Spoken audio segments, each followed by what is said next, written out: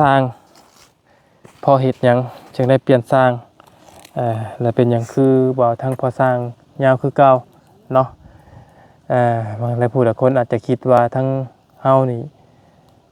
บ่พอใจทั้งพอสร้างบ่หรือว่าแนวใดพี่น้องเอ้ยอ่าสำหรับส่วนตัวบ่ยาวนี่บ่ยาวบ่มีหยังเลยพี่น้องเด้อสำหรับส่วนตัวบ่ยาวคือบ่ยาวกับทั้งพอสร้างบ่ได้มีหยังก็บ่ได้มีอคติหยังกันเลย ก็คือปกติไปแวะไปมาหาสู่เราอยู่คือเก่าพี่น้องเนาะสำหรับทางน้องๆเพิ่นนี่ก็ทางบ่ยาวถามก็ว่าบ่ได้มีหยังก็คือว่าบ่ได้มีหยังแต่ละคนก็ว่าบ่ได้มีหยังกับมีอคติหยังกับเราแล้วก็ที่หนึ่งคือหลักๆที่ได้เปลี่ยนสร้างนี่ก็คือ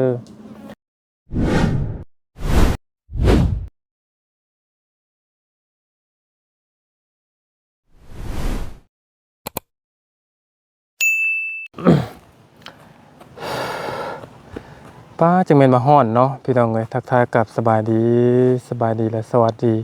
พ่อแม่พี่น้องเบิดกุสู่สุคนพี่น้องเอ้ยเนาะก็ยินดีต้อนรับเข้าสู่ช่องของบ่ยาวอีกคือเก่าเด้อพี่น้องเด้อเนาะก็พอดีสิออกเมื่อแหละพี่น้องเอ้ยเนาะก็อยู่กับน้องน้อยแล้วสิออกเมื่อก่อนพี่น้องเอ้ยสำหรับคลิปนี้ก็พอดีทางพ่อน้องนิวเนาะพี่น้องเพิ่นมาเบิ่งเฮือนเบิ่งซานน้องน้อยพี่น้องเอ้ยก็ถือว่าค่าทรงค่าสร้างก็ถือว่าย่อมเยาอยู่เนาะพี่น้องเอ้ยพี่น้องมีความคิดเห็นจังไดเนาะก็คอมเมนต์เข้ามาเบิ่งแล้วพี่น้องเด้อสำหรับเฮือนน้องน้อยพอน้องนิวเพิ่นเอาถูกหรือเอาผิดเอาเพลงเอาถูกเนาะเอาก็น้องๆเพิ่นก็นั่งอยู่นี่แหละพี่น้องตอนนี้ก็บ่มีหยังเฮ็ดเนาะพี่น้องเอ้ยก็ช่วงนี้มันก็จะบ่มีหยังเฮ็ดปานใดเนาะเฮ็ดฮอนก็มันบ่ออกแถวนี้พี่น้องสบายดีโอเคพี่น้องเอ้ยให้เมื่อก่อนเด้อบัดนี้เด้อ เอาถือว่าย่อมเยาเนาะสำหรับค่าสร้างพี่น้องเอ้ยก็เพราะว่าเราก็ถือว่ามาไกลอยู่เด้อยู่ซิโนต่างหาต่างซอยเนาะแล้วก็ซอยลูกชายหลานพี่น้องเอ้ยแล้วก็ทางบ่ยาวจะมาหน่อยนึงพี่น้องเอ้ยคือเรื่องสร้างนี่แหละเนาะที่หลายผู้หลายคนอาจจะงงเนาะเป็นอย่างคือได้เปลี่ยนสร้างพอเฮ็ดหยังจึงได้เปลี่ยนสร้างแล้วเป็นอย่างคือบ่ทั้งพอสร้างยาวคือเก่าเนาะบางหลายผู้หลายคนอาจจะคิดว่าทั้งเฮานี่บ่พอใจทั้งพอสร้างบ่หรือว่าแนวใดพี่น้องเอ้ยสำหรับส่วนตัวบ่ยาวนี่บ่ยาวบ่มีหยังเลยพี่น้องเด้อสำหรับส่วนตัวบ่ยาวคือบ่ยาวกับทั้งพอสร้างบ่ได้มีหยังก็บ่ได้มีอคติหยังกันเลย ก็คือปกติไปแวะไปมาหาสู่เราอยู่คือเก่าพี่น้องเนาะสำหรับทางน้องๆเพิ่นนี่ก็ทางบ่ยาวถามก็ว่าบ่ได้มีหยังก็คือว่าบ่ได้มีหยังแต่ละคนก็ว่าบ่ได้มีหยังกับมีอคติหยังกับเราแล้วก็ที่หนึ่งคือหลักๆที่ได้เปลี่ยนสร้างนี่ก็คือ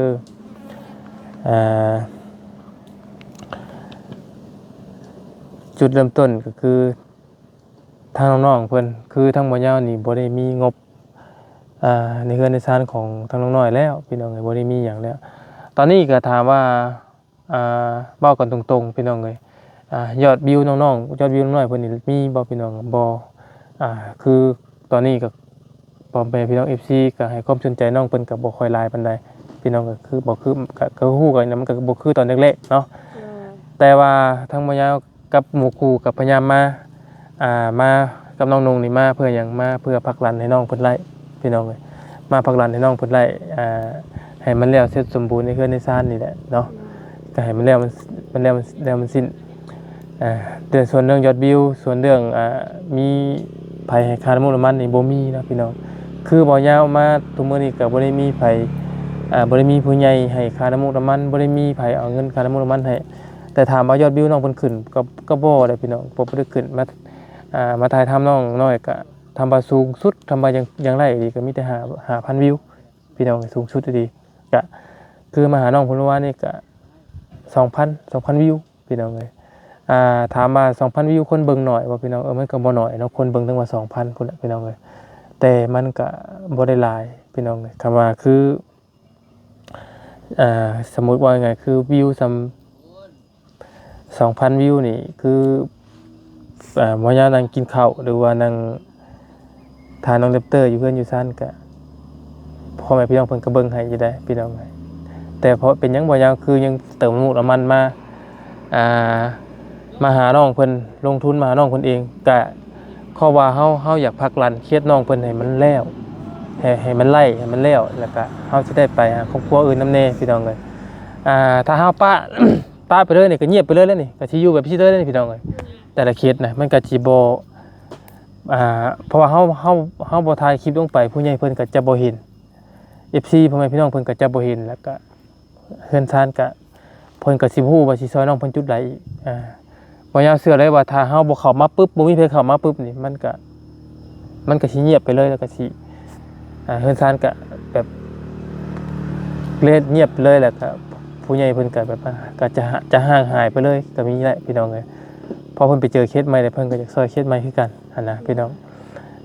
วันนี้บ่ให้เข้าใจว่าเป็นหยังบิวน้องเพิ่นบ่ขึ้นแล้วคือจังมาอยู่ก็คืออยากให้น้องเพิ่นไล่อยากให้มันแล้วมันทั่วแล้วก็คือไปสอบครอบครัวอื่นอันนี้ความคิดของหมอยาวเด้พี่น้องเอ้ยก็คือยอดวิวของน้องเพิ่นตอนนี้ก็ถือว่าพ่อแม่พี่น้อง FC ให้ความสนใจก็บ่ได้หลายพี่น้องมีแต่ 1,000 2,000 วิวเนาะสำหรับช่องหมอยาวเองเนาะพี่น้องเอ้ยแล้วก็ช่องของน้องๆแต่ละคนก็บ่ได้ปานใดพี่น้องพันคนพันปลายประมาณนี้นะพี่น้องครับ1,000 วิว 2,000 วิวนี่เฮานั่งกินข้าวอยู่เพิ่นกับพี่น้องเพิ่นก็เบิ่งให้อยู่พี่น้องเอ้ยแต่เฮายังเลือกที่สิเติมน้ำมันมาหาน้องเพิ่นให้มันแล้วเพื่อหยังก็เพื่ออยากให้เก็บงานบ่อยากให้งานข้างๆงานข้างตกอยู่นี่พี่น้องให้มันแล้วมันทั่วเนาะส่วนสิแล้วสำใดก็ถ้าเบิ่งนี่แหละพี่น้องเอ้ยบ่ยาวก็สิสู้ได้สำใดเนาะโอ้ยมายามใดก็บ่แล้วบ่มีผู้ใหญ่เพิ่นซอยบ่มีไผซอยก็มาบวกกับยอดวิวเฮาก็บ่ขึ้นปานใดนี่เฮาก็อยากถอยคือกันนะพี่น้องเนาะ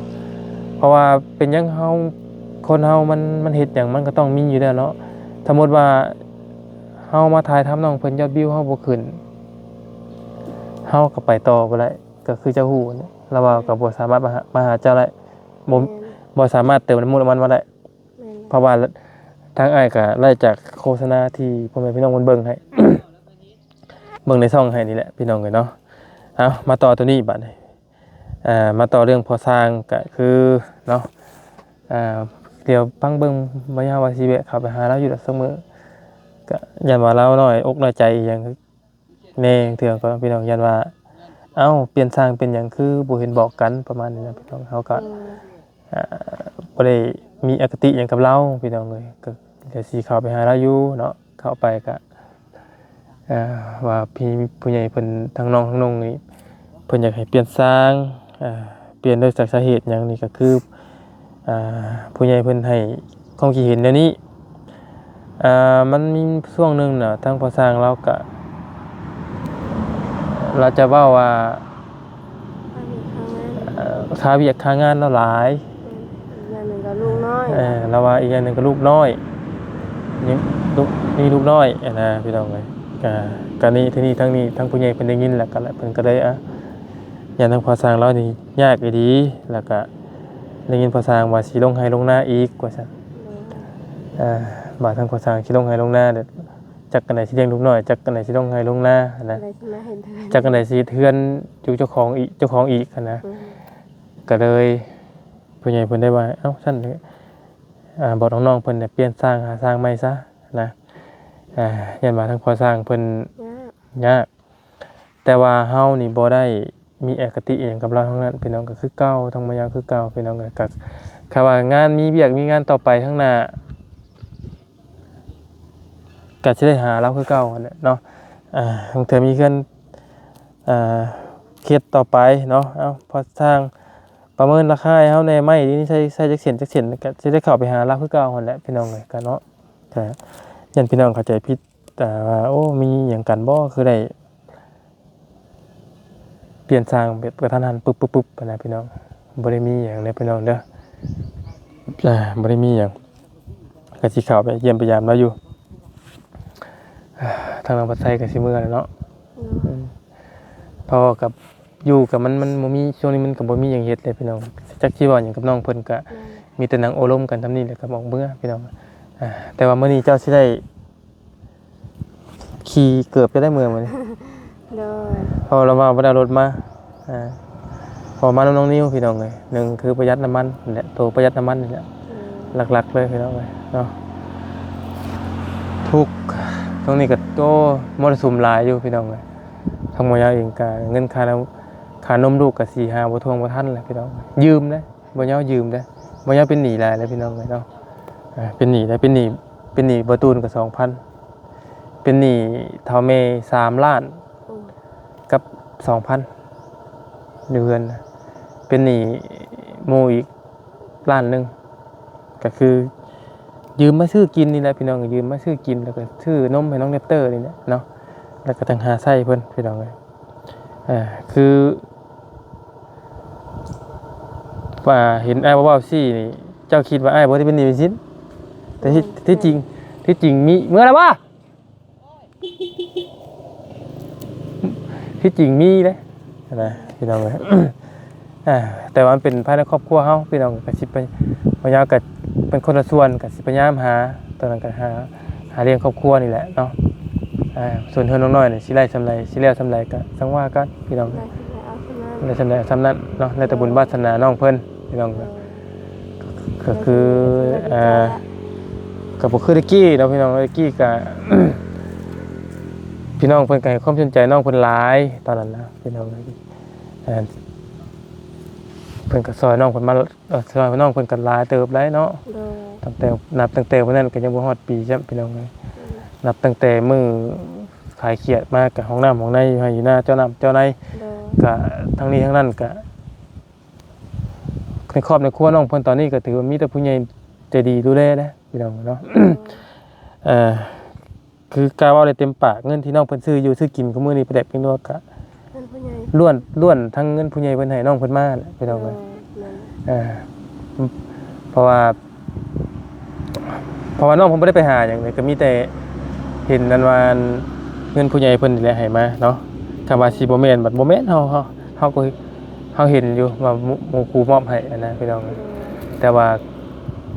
น้องเพิ่นก็บ่ได้ไปเวียกไปงานคือตะกี้แล้วนี่ก็ว่าอยู่ถ่ายคลิปถ่ายทำอยู่เฮือนอยู่ซ่านนี่แหละเรื่องไปหาอยู่หากินมันก็ผ่อนผันลงนิดนึงเพราะบางทีอ้ายมาเฮ็ดคลิปบัดบ่อยู่แบบบ่ได้อีกก็ต้องได้อยู่อีกพี่น้องเอ้ยเนาะแล้วก็คุยกันประมาณนั้น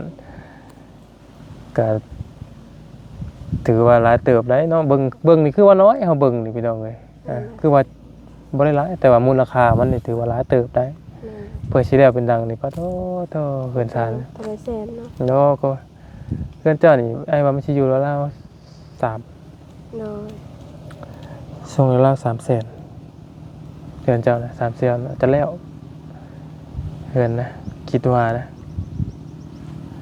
300,000ปลายประมาณนี้แหละน่าจะแล้วเฮือนนะหรืออาจจะบ่ฮอดพอดีก็แต่ว่าอยู่ราวๆนี่แหละพี่น้องเอ้ยเฮือนนะมันมาเฮือนบ่ได้หลังใหญ่เด้แล้วเฮาก็บ่ได้ตกแต่งหยังมากมายเฮ็ดพอแล้วได้ขึ้นแล้วก็อยู่ก็พออยู่ไปเนาะถ้าที่ใช่หยังพอได้อยู่แล้วก็อยู่ไปแต่ว่าอยู่ราวๆนี่แหละพี่น้องก็บ่อยากคิดว่าอยู่ราว300,000นี่แหละ300,000น้อยๆนะทำไมกันก็รวมทั้งติดตากะโลเบิดเลยแต่ว่าทั้งพอน้องนิ้วนี่เอาน้ำ5,500พี่น้องเนาะ ยาวคนไปได้วัน ต่างซอยแล้วเราก็แล้วต่างซอยลูกเต้าซื่อๆแหละเนาะบ่อยากก็เห็นดีนำอยู่เนาะก็ถือว่าประหยัดไปนำถือว่าประหยัด1,500เนาะพี่น้องเอ้ยก็แต่ก็คือฮู้นะคือทั้งพ่อน้องนิ้วอาจจะมาเบียกต่อไปแล้วก็อาจจะเฮ็ดให้เฮาไปเรื่อยบ่ได้หรอกแต่ละเคสนะ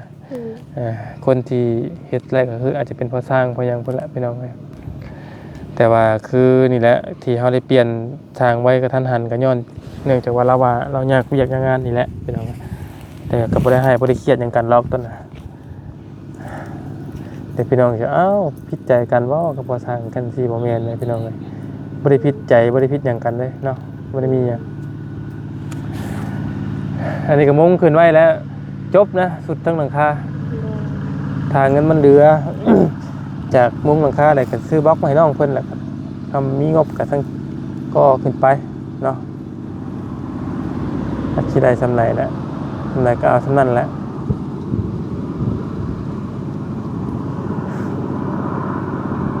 เอาเงินซ่านนี่ก็ถือว่าเอาเฮ็ดทีละเล็กทีละน้อยเนี่ยมันก็ถือว่าบ่ได้คือเหมารวมนะพี่น้องเอ้ยมันจะเก็บเป็นประจอกประแจกมันก็เสียหลายตอน คือกระทางคนเมาไปเลยนี่ก็ถือว่าอาจจะบ่เสียหลายใช่ไหมพี่น้องเอ้ย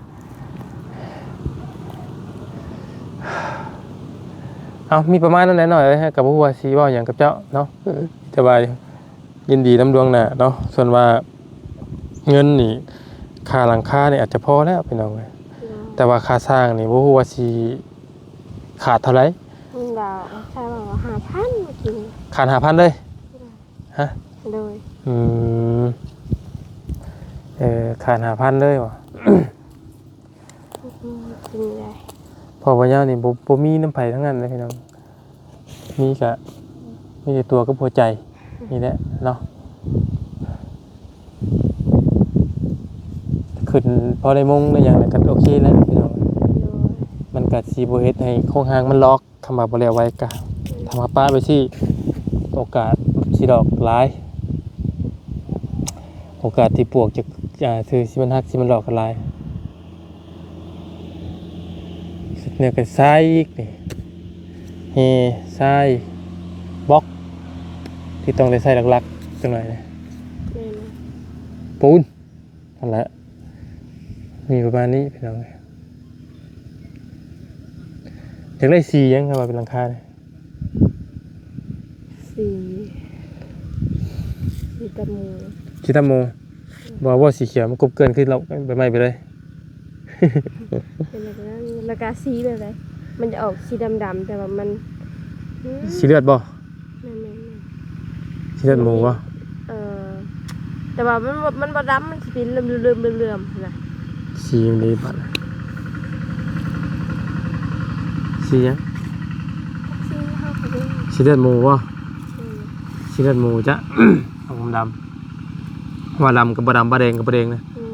ม พอดีค่ำๆนะ อืม อักสียังกันแล้วนี่ดอกเนาะเฮ็ดจังไดมันอยู่เทิงผู้ อืม แต่ว่าเฮาเดียวมาแต่ไกลนะก็เห็นอยู่เด็กสีเขียวกบเกินไปไม่ไปเลยก็คัก แล้วแต่คนมักพี่น้องเอ้ยเนาะป้าสามีแต่นั้นหน่อยเนาะสิได้ออกมาป้าก่อนเนาะแต่ว่าถารุ่นเบิ่งน้ำกันพี่น้องเอ้ยว่าทางเพิ่นจะมามุ่งมื้อใดเนาะแต่ว่าตอนนี้อุปกรณ์สังกะสียังท่านได้สั่งมาหรอกพี่น้องเอ้ยก็ลองเพิ่นสิพากันเริ่มสั่งมามื้อใดให้เพิ่นคุยกันเพราะว่าเงินน่ะมันบ่ได้อยู่กับผู้หนึงผู้เดียวพี่น้องเอ้ยผู้เด็กผู้น้อยสมทบเข้ากันอยู่นำประตูนอีกนะในประตูนสิมาด้วยตนเองบ่หรือว่า สิโอน สิโอนหรือว่าสิเก็บไปเป็นค่าสร้างบ่หรือว่าจังใดก็ทั้งเงินนำกันพี่น้องเอ้ยเพราะว่าตั้งแต่รับไปเราบ่ได้มาเด้เนาะสิไปวันนี้เราสิเก็บไปเป็นค่าสร้างเลยก็ได้คือกันคุยกันเบิ่งเนาะส่วนทางวัญญาเองนี่ก็บ่มีหยังมีแต่มาถ่ายทำวิถีชีวิตแต่ละมื้อให้พี่น้องเบิ่งในเฮือนในซ่านน้องเพิ่นนี่แหละเนาะมามีแต่ประมาณนั้นพี่น้องเอ้ยเดี๋ยวสิได้ออกเมื่อก่อนเพราะว่าก็ จักคิดว่าหยังเด้พี่น้องเอ้ยเนาะก็คือฮู้กันแต่มันก็บ่ได้เฮ็ดหยังช่วงนี้มันบ่มีหยังเฮ็ดให้หน้าตะกร้าก็แดดฝนบ่ตกสำหรับฝนนี่ก็ตกก็คือสิเอิ้นว่าจังได๋ตกแบบมันตกบ่ลุกขึ้นนะมันบ่ตกแบบว่าแห้งแบบว่าจนน้ำท่วมน้ำอ่างไงหน้านะมันสิแห้งบ่ได้นะเห็นบ่เหมือนว่ามันโจ๊ะให้เฮ็ดออกก่อนนะ เฮ็ดออก เห็ดมันยังออกแล้วมันบ่ตกนะพี่น้อง มันเฮ็ดเน่ามันจะตก แต่ว่าออกกะเฮ็ดออกแบบว่าออกตามฤดูกาลซื่อนะขี้ดินนี่แห้งแต่ว่าหมุนขึ้นมาซื่อว่กระเทินมานั่นซื่อนะนี่แหละพี่น้องเลยเนาะประมาณนี้สำหรับเพื่อนซ่านน้อยของเพื่อนกะตีส้มกันเข้ามาได้พี่น้องเลยเนาะตีส้มกันเข้ามาได้ว่าเป็นแบบไรประมาณนี้มีมองไหนตีส้มมีคัดขั้นหูคัดตามองไหนจะบอกมาได้พี่น้องเลยเนาะทางหมอยาวและน้องนงเพิ่นกัดสิได้ตัวใดที่พอซอยได้กัดสิซอยเนาะ สำหรับคลิปนี้ทางมายาเองจะได้ขอจบคลิปปิดคลิปไว้เพียงแค่นี้ก่อนขอบคุณขอบคุณขอมุกขอบใจพ่อแม่พี่น้อง FC ว่ากูสู่ทุกคนนั่นแหละพี่น้องที่เข้ามาติดตามรับชมเนาะเพื่อนซ่านหลังนี้เกิดกันมาได้ก็ย้อนพี่ย้อนน้องเบิดกูสู่ทุกคนเบิดผู้ใหญ่ใจดีเบิดกูสู่ทุกคนก็ถ้าขาดพ่อแม่พี่น้องใจดีไปนี่ก็แม่นบ่ได้ขนาดนี้พี่น้องกันเนาะทางรายจากน้ำผักน้ำแดงของทางพ่อแม่พี่น้อง FC พี่น้องเลยผู้ใหญ่บางผู้บางคนเพิ่นก็บ่ถือว่าร่ำบ่รวยกินเงินเดือนข้าวเช้าของคือกันแต่ว่าจากซอยว่าซั่นพี่น้องเลยสมทบกันคนละเล็กก็น้อยเพราะว่าผู้ใหญ่บางคนเพิ่นก็บ่ได้มีเงินแต่ว่าอยากให้จากซอยให้น้องเพิ่นไล่ว่าซั่นเนาะเอาก่อนทั้งนี้งั้นก็เดินทางไปใส่มาใส่ก็ให้ตลอดปลอดภัยเด้อพี่น้องเด้อสำหรับคลิปนี้ไปก่อนพี่น้องเลยเนาะสบายดี